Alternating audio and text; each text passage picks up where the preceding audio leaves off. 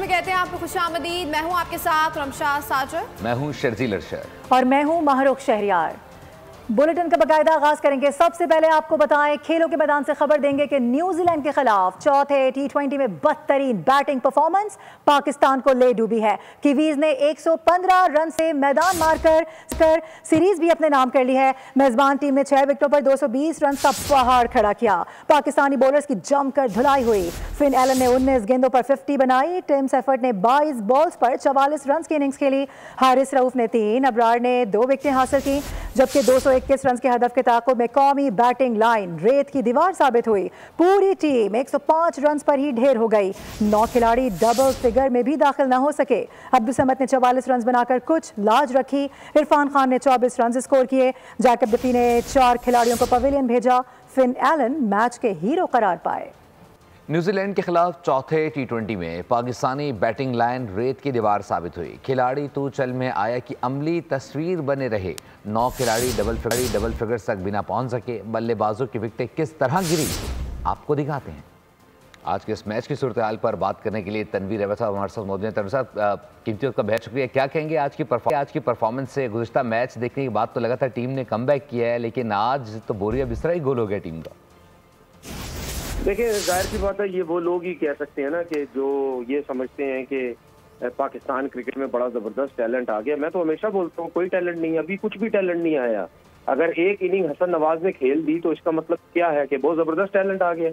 जब उसने पिछले मैच में 100 भी किया था, उस वक्त भी मैंने मेरा जो अपना यूट्यूब चैनल है उसके ऊपर मैंने बात की थी कि ये जो उसने 100 भी किया, उसमें भी आप देखें कि बीच में कितने शॉट्स ऐसे खेले गए कि उसको पता ही नहीं चल रहा था बॉल किधर गई, बल्ला किधर गया।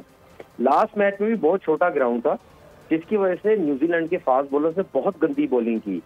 पीछे पीछे बॉल करते रहे, वो फाइन लेग पे खेलते रहे, छक्के चौके वो लगाते रहे, जिसकी वजह से हमारे बैट्समैनों ने रन किए। आज सामने की क्रिकेट खेलनी थी, फुल शॉट्स खेलने थे, सामने शॉट्स खेलने थे, वो उसमें हमारे पास एबिलिटी नहीं है। और हर कोई कह रहा था टैलेंट मिल गया। यार, ये कोई इंटरनेशनल क्रिकेट मजाक नहीं हो रही है।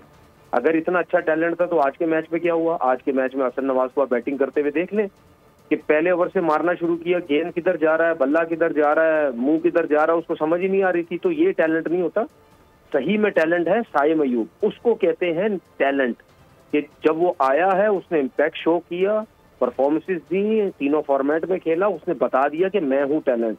जब चैंपियन ट्रॉफी से बाहर हुआ, पूरा क्रिकेट बोर्ड हिल गया कि यार क्या करें, अब साइम अयूब बाहर हो गया, इसको कहते हैं टैलेंट।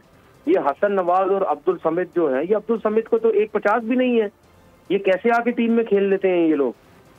लोगों से पूछे ना कि भाई ये कैसे आते हैं, इनकी तो 150 रन की क्रिकेट भी नहीं है डोमेस्टिक क्रिकेट में। तो फिर तो आप क्या समझते हैं, कैसे सिलेक्शन हो रही है, क्या प्रोसीजर होना चाहिए? बिल्कुल पर्ची पे सिलेक्शन हो रही है, और क्या सिलेक्शन हो रही है।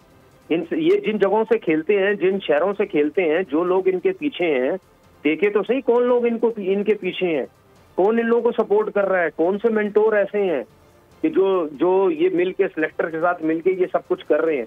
तो ये तो देखकर क्लियर एक चीजें नजर आती है ना। अगर हम अपने मुंह से नहीं भी बोलते, जो समझने वाला है, देखने वाला, उसको सब पता है कि ये लोग सारे किस तरीके से टीम के अंदर आ रहे हैं। देखिए, ये जो हम टीम कह रहे हैं ना, हम मसला हमारा पता क्या है, हम एक मैच जीतते ना, हम समझते पता नहीं वर्ल्ड कप जीत गए।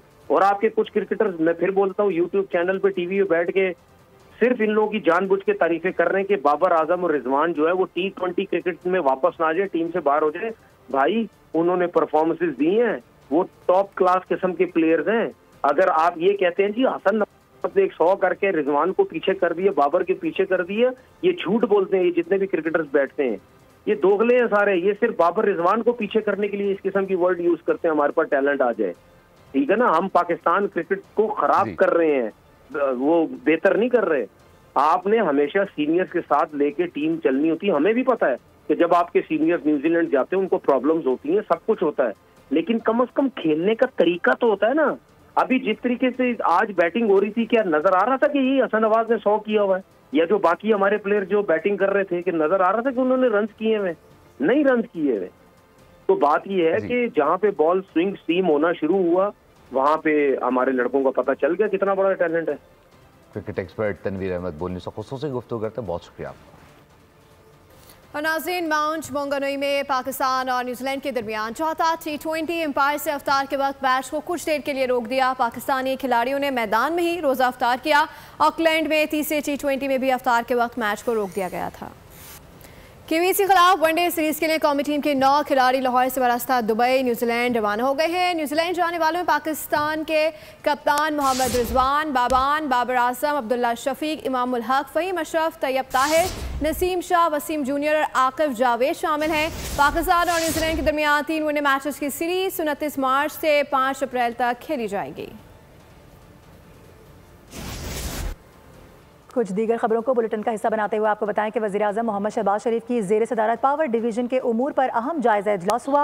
वज़ीर-ए-आज़म की जानिब से कहा गया कि काबिल तजदीद तवानाई का फ़रोग़ हुकूमत की अव्वलीन तरजीह है। उन्होंने सोलर पॉलिसी के हवाले से अवाम में अभाम को दूर करने की हिदायत कर दी है।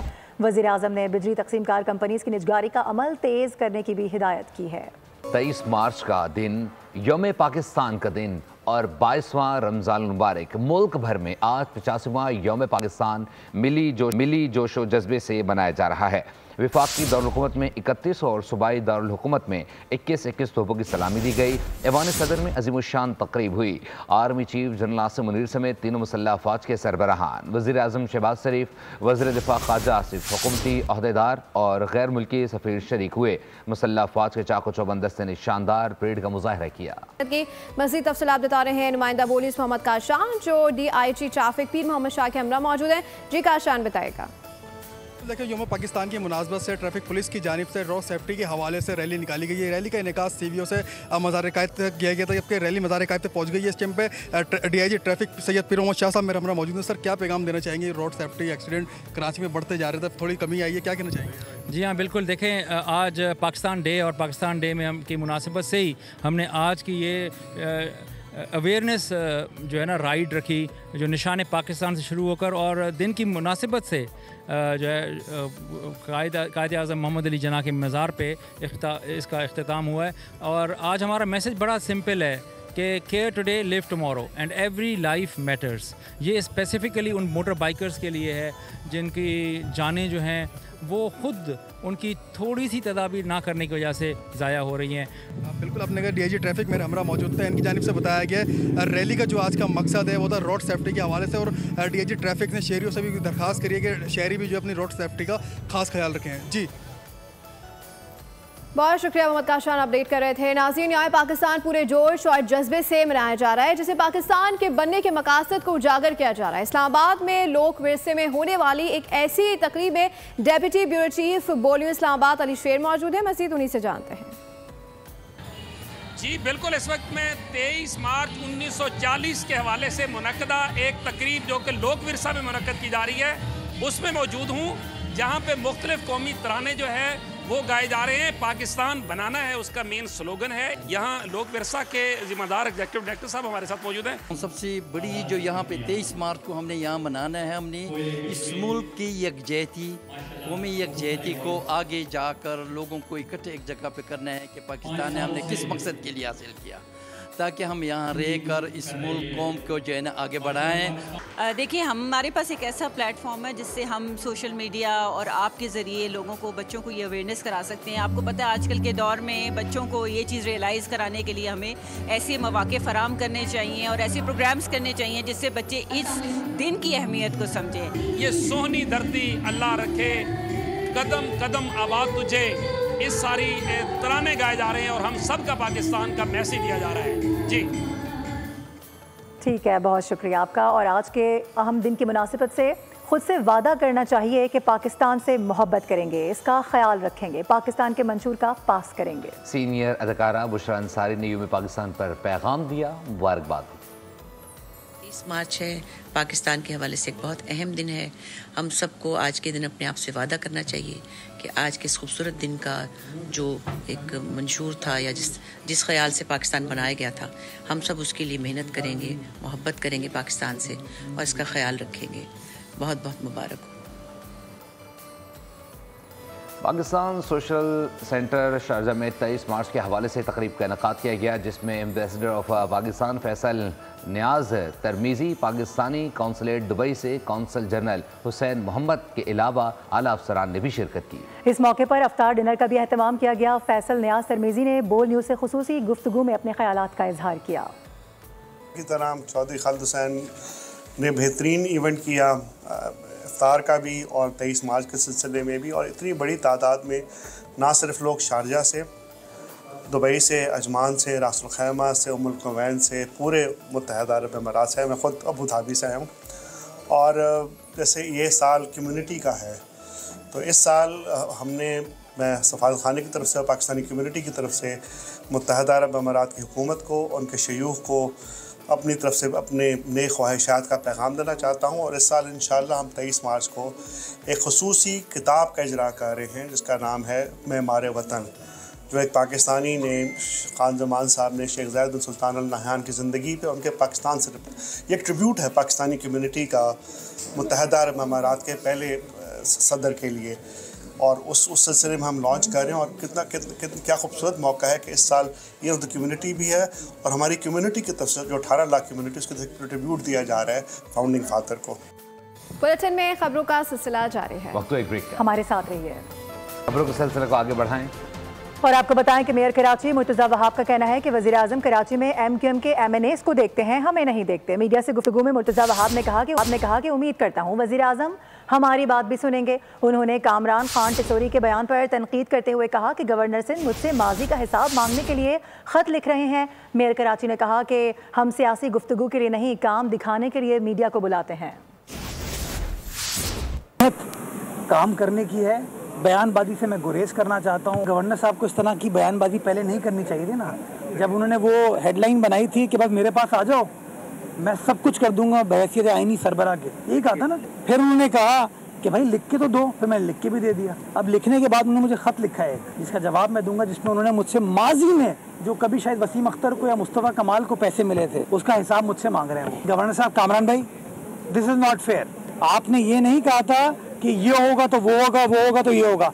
आपने कहा था मैं बहैसियत आईनी सरबराह के ये तमाम चीज़ें कर दूंगा। वो 100 अरब रुपये आप KMC के अकाउंट में मुंतकिल करें, फिर जितने हिसाब लेने हैं ना मुझसे लीजिएगा, बिल्कुल शफाफियत के साथ। पोर्ट कासिम हो, KPT हो, रेलवेज हो, उनके साथ जो हमारे मामला चल रहे हैं ना, वो डिस्प्यूट्स हल कराएं। वज़ीर आला से मैं पैसे ले लूँगा, जैसे वो मेरा भाई है, मेरा बड़ा भाई है, मेरा मोहसिन है, उसी तरीके से कामरान भाई आप भी मेरे भाई हैं, मेरे बड़े भाई हैं, आप भी मोहसिन है शहर के। तो अगर आप भी अपना किरदार अदा करेंगे तो इंशाल्लाह शहर की बल्ले बल्ले होगी।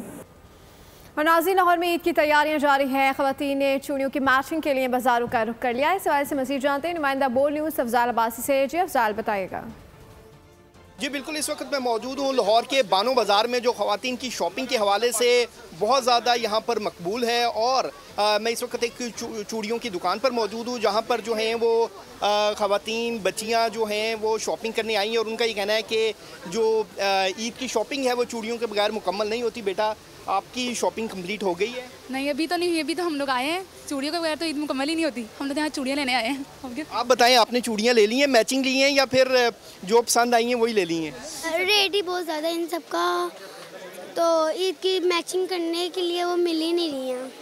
जी बिल्कुल, ये जो नन्ही बच्ची हैं वो कह रही हैं कि जो मैचिंग की चूड़ियाँ हैं वो नहीं मिल रही, और दूसरा ये कि रेट बहुत ज़्यादा। अफजाल अब्बास से आगाह कर रहे थे, आपका शुक्रिया।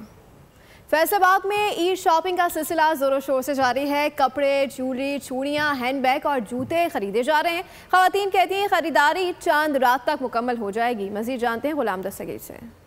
शॉपिंग का सिलसिला जोरों शोर से चल रहा है। हमने देखा है कि खवातीन, बच्चे, बड़े जो हैं जूते, कपड़े, ज्वेलरी खरीदने में मसरूफ़ नज़र आ रहे हैं। जिन लोगों ने कपड़े खरीद लिए हैं अब उनकी बारी है कि जूते खरीदने की। यही वजह है कि जूतों की शॉप पे रश लगा हुआ है। खवातीन आई हुई हैं, अपने पसंद के जूते जो हैं वो पसंद किए जा रहे हैं। तरह तरह की वैरायटी जो है वो मार्केट में आई हुई है।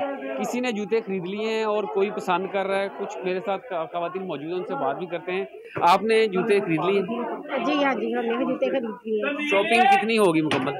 शॉपिंग ऑलमोस्ट कंप्लीट हो गई है। और महंगाई का जो आलम आपको पता है, पहले जो लोग ज्यादा शॉपिंग करते थे अब उस तरह से शॉपिंग कर नहीं रहे हैं। कौन सा जूता पसंद किया?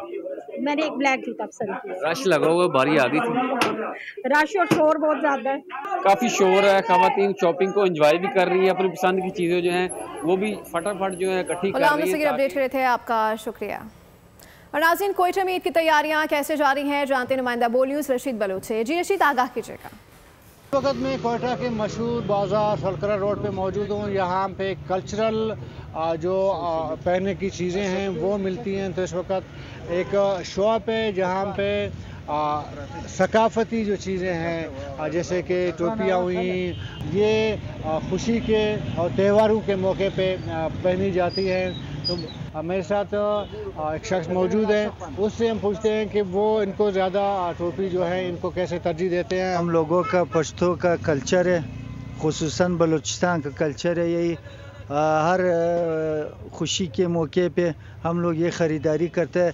जब ये ख़रीदारी नहीं हुई तो ये खुशी अधूरी है। तो ये तकरीबन हम लोग दुपट्टे लेते हैं, टोपियाँ लेते हैं, ये वास्केट लेते हैं।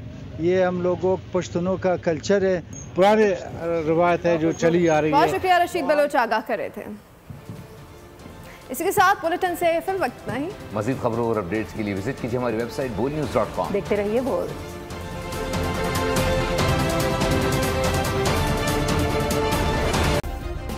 सब्सक्राइब करें और बेल दबाएं ताकि कोई खबर रह न जाए।